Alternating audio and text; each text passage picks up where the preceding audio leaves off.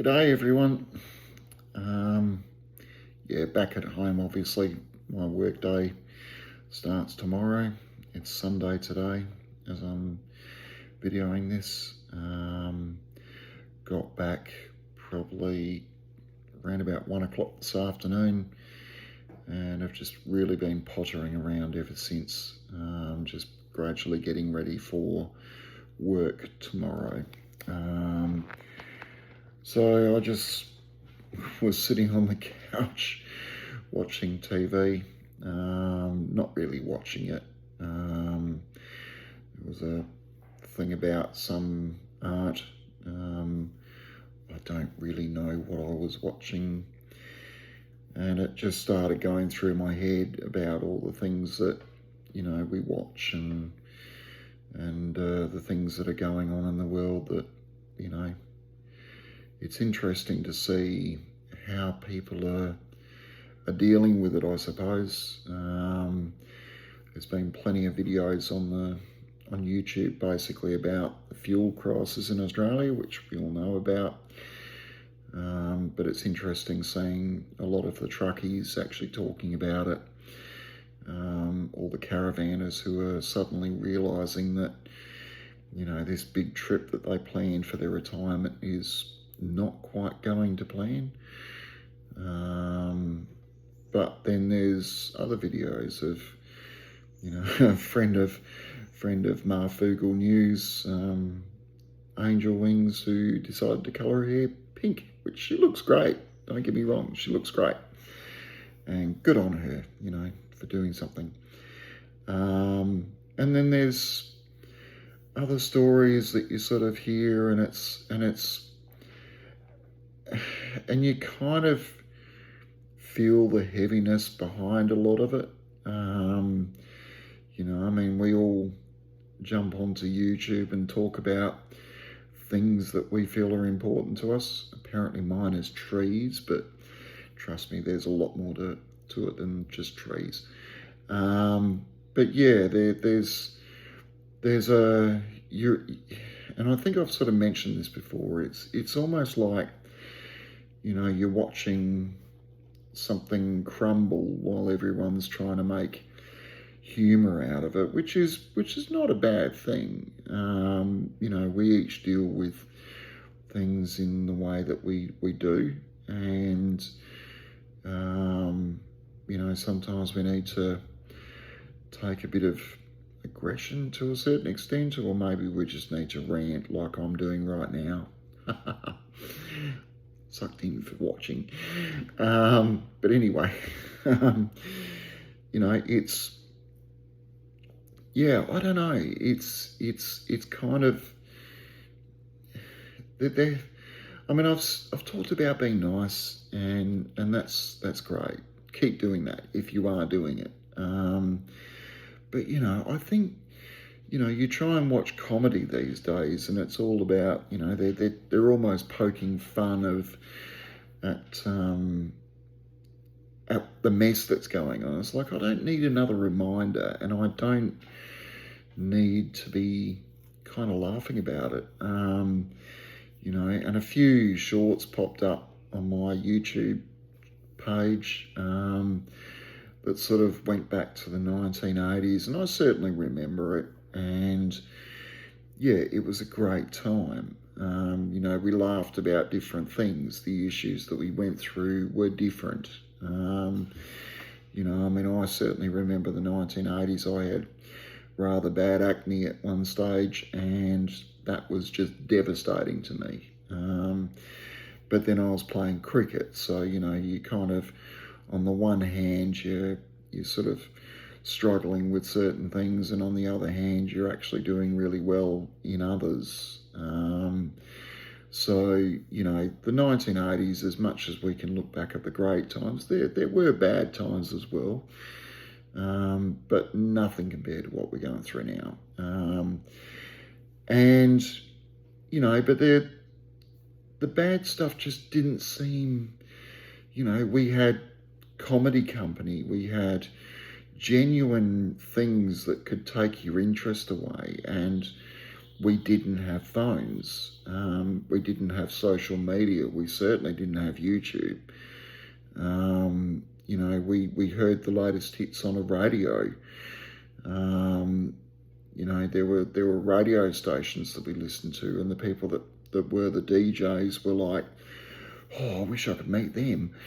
Only to find out they're just really normal people, just in extraordinary positions that, put fame upon them. We didn't know at the time, but, they still get out of bed. They've got to go to the toilet first thing in the morning. They drink their coffee, they have their breakfast, they have a shower, and they go to work. And then all of a sudden they're meant to be something else for a few hours on the radio in the morning. But it didn't matter because, there were things to laugh at. There were things that we could sort of watch and take our minds off whatever was going on, because things were pretty good in general. And these days, you're almost searching for something which will make you laugh. And there's just nothing out there. It is all, there are certain things you can laugh at, but, very few and far between. And it's not because it's not funny. It's because it's almost so manufactured, and it's like, oh, did you see this guy? And we're meant to laugh at just really dumb stuff, and you're sitting there scratching your head and going, it's not that funny, mate. Maybe, and you're wondering why the rest of the audience are laughing. And I kind of, I know I'm different, but, I'm still human at the end of the day, so I don't know. But yeah, there just doesn't seem to be, it's like a lot of people have said, it's almost this 30-second mentality, where, you really only attune to 30 seconds worth of something before you need to move on and start looking at something else. And I think that's a lot of why I sort of tend to look at stuff and just go, there's something deeper here that's going on, and I can't put my finger on it, and I'm still yet to, and it's still something I'm trying to figure out. I don't know what it is. I know it's hard out there, but, at the end of the day, like I keep telling people, the sun still comes up, sun still goes down. The flowers still bloom. There's roses growing in my garden at the moment. I need to get out there and mow the lawn and whippersnipper it, which I'll do this week. But nature still carries on. It doesn't really care about how much fuel you've got in your car. It doesn't care about all the things that we consider to be so major, which in reality are actually quite minor. It's just that we're in a society where we're absolutely bombarded by this stuff from the moment we wake up to the moment we go to sleep. And we forget that there's an entire world out there that really doesn't care. The sheep still need to eat, and they'll wander around the paddocks like they always have done. The fox will still get up, from its foxhole at, 4 o'clock or 5 o'clock and start sort of wandering around the paddocks, looking for something to eat. It doesn't care, and we miss all that. We really do. And it doesn't have to be out bush. It can be in your own backyard. The ants, the trail of ants that are forever going from one point to another, and you're never really sure what they're doing. Because half the time they're never really carrying anything, but they're so determined to get from one point to another that it makes you wonder what's going through their heads? And this is happening in everyone's backyard. The birds will still, go towards the nectar in the flowers. The leaves will still turn during the day towards the sun, trying to get as much sunlight as they can. You watch the leaves in the morning compared to where they're facing in the afternoon, and it's a very different direction. But there are these little things that happen, that you can see that they're, once you sort of stop thinking about everything that's affecting your life and start looking at the little things that are happening in your backyard, you suddenly realise that it's not, this world is pretty special. And we only have one life. Like I've said, I truly believe we die and we're reborn. I believe that. I know a lot believe in heaven and hell, and that's okay. But I believe that we're on a journey from the smallest little being on this planet to the people that we are now, and even then we've still got lessons to learn. But I think it's time we sort of started looking at what's going on around our own backyard. Start with your own backyard. Start paying attention to the soil. What happens to the soil over the course of a year? What happens to the leaves over the course of a day? Watch the butterflies flit around and the birds and doing their thing. And they don't care what happens inside your house. They're too busy trying to live a life. And their life is a very basic one. It's simple. Safety, food, water, and making sure your bloodline carries on. And that's pretty much the life of most animals. Nothing else really matters. There's danger from predators and things like that, but, that's part of living. It's a very simple way to look at a life. And even looking at the stars, you often stand out there looking at the billions of stars. It's not so fun when the moon's 3/4 bright because you don't see as much. But, all the animals that you just have to wonder, do they often look up and go, what the hell are those things? Or do they not really care? So we were put here on this planet to actually understand our surroundings. And I think at some point we've kind of forgotten it. And it doesn't mean you have to become a scientist or a biologist or an astronomer or anything else like that. You just have to see what's in front of you, see the beauty of it, and then you start to sort of correspond that with how everything is actually alive on this planet.